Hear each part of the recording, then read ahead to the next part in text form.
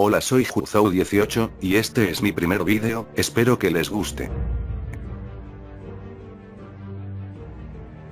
El caso de Jordan Brown fue un suceso que involucró a un joven de mismo nombre que en aquel entonces tenía 11 años, 7 de agosto de 1997, y que fue juzgado como si fuera un adulto a pesar de su edad tras haber sido acusado del asesinato de la novia, prometida, de su padre.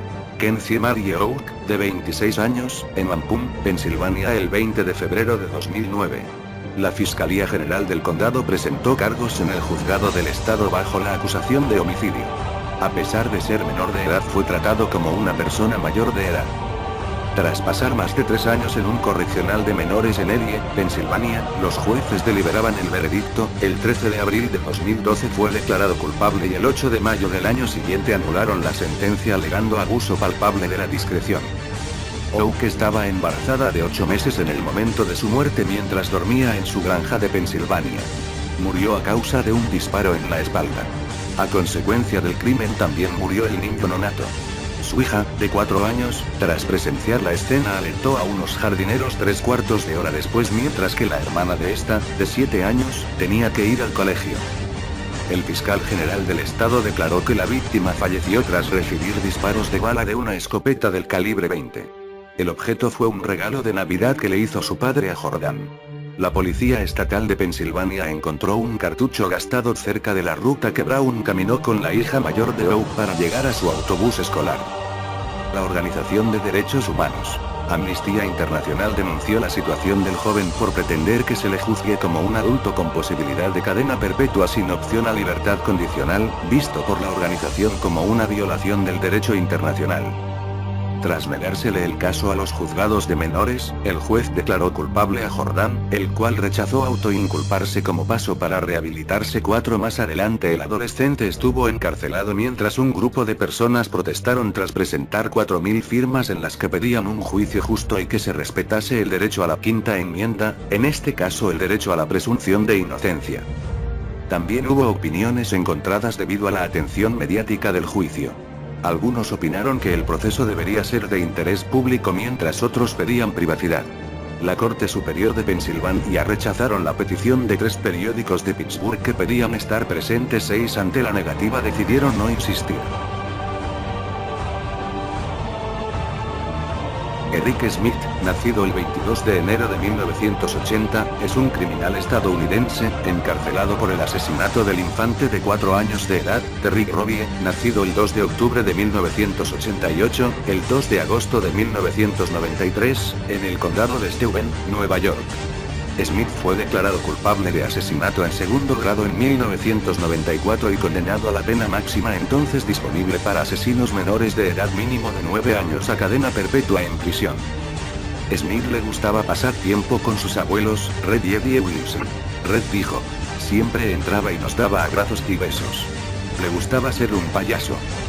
El asesinato. El 2 de agosto de 1993, Eric Smith estaba montado en su bicicleta en un campamento de verano en un parque local y el niño de 4 años de edad, Terry Robbie, estaba caminando solo a ese mismo campamento. Smith vio a Robbie, y lo llevó a una zona boscosa muy lejana. Allí, Smith lo estranguló, lo golpeó con una gran roca en la cabeza del muchacho, desnudó su cuerpo, y lo violó y sodomizó con un palo. Alrededor de las 11 horas, la madre de Robbie, Doreen, fue al parque a recoger a su hijo, solo para encontrar que Robbie no había llegado.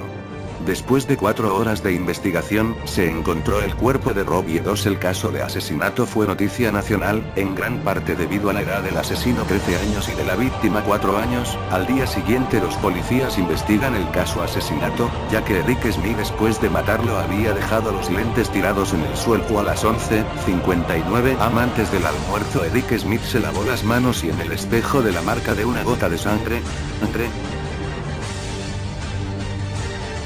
George Junius Stinney Jr.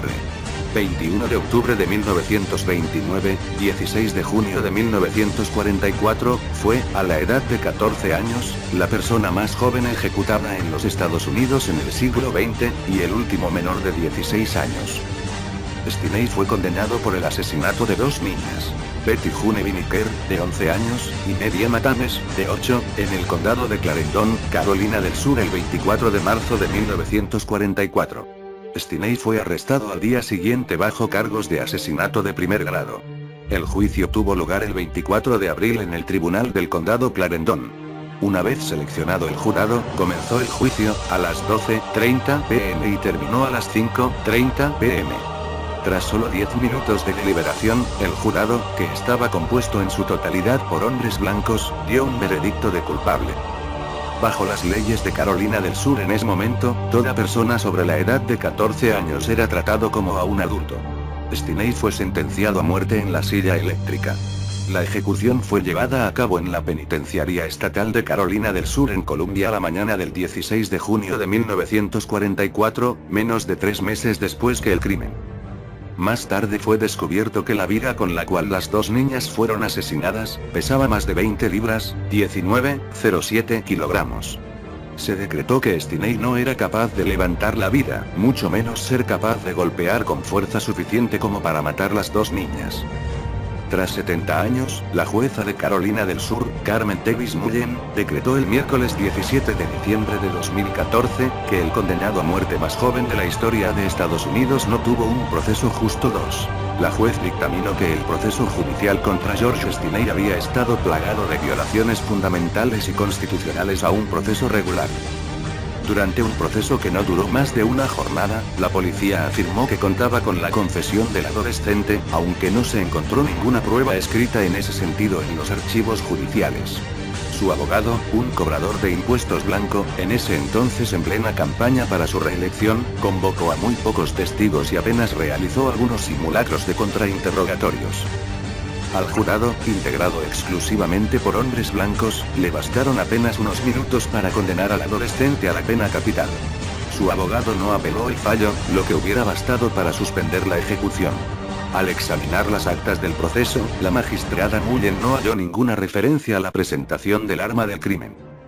En lo que se refiere a la confesión de Stinney, la jueza estima que el policía la obtuvo de una manera indebida, no conforme a los códigos y procedimientos penales. La hermana de Stinney afirma que ella estaba junto a su hermano el día del asesinato y que por lo tanto no podría haberlas asesinado.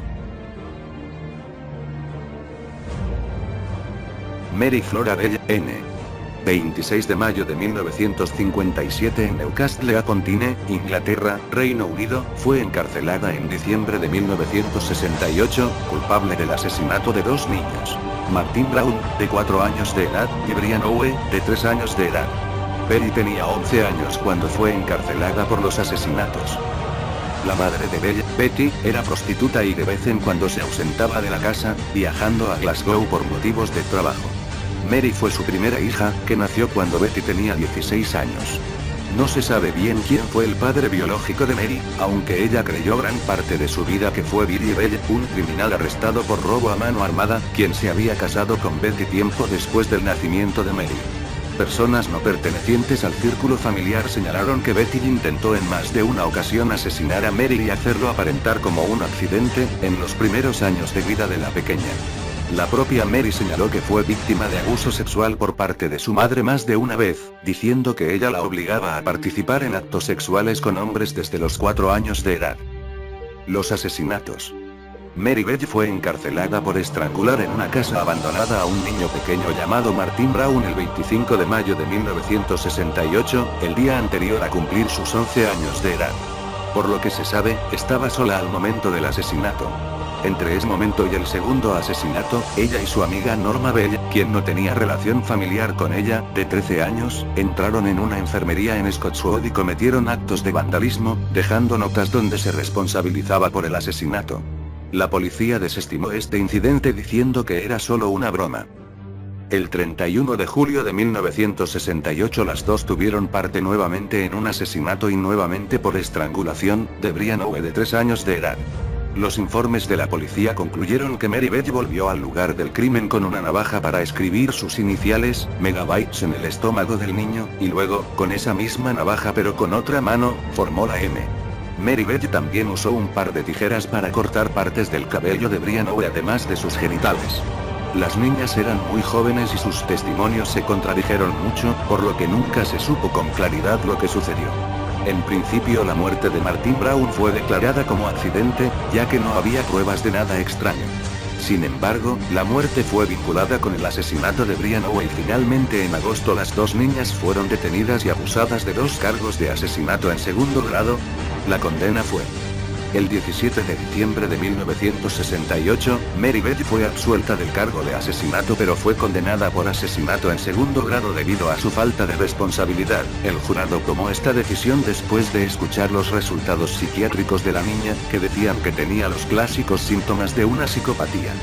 Fue sentenciada a la llamada pena alter majestis pleto, es decir, una sentencia a prisión indefinida. Norma fue absuelta de ambos cargos. Desde el momento en que fue presa, Mary fue centro de atención de la prensa británica y de la revista alemana Stern. La madre de la niña vendió en varias oportunidades historias acerca de ella y concedió muchas entrevistas a la prensa sobre Mary, escribiendo historias y diciendo que eran de la niña. Mary volvió a los titulares de la prensa de nuevo, cuando en septiembre de 1979, escapó brevemente de la custodia de la prisión. Nevada Tan, en japonés Nevada, también. Ia Nevada Tan. Nacida el 21 de noviembre de 1992, es el nombre por el que se conoció a una estudiante japonesa. Su nombre verdadero es Natsumi Tsuji, que asesinó a una compañera en 2004. Nevada Tan tenía por aquel entonces 11 años y su víctima 12. Los asesinatos. El homicidio tuvo lugar el 1 de junio de 2004 en una escuela primaria de Sasebo, prefectura de Nagasaki. La garganta y los brazos de la víctima habían sido rajados con un cúter. Desde entonces se ha convertido en un fenómeno de internet. Más información. Poco después de que se publicara una fotografía tomada de la niña ese mismo día, aparecieron las primeras historietas en las que se representaba a Nevada Tan con un jersey deportivo con la inscripción Nevada. La fotografía era una toma de toda la clase asesina y en la que llevaba un jersey deportivo con esta misma inscripción.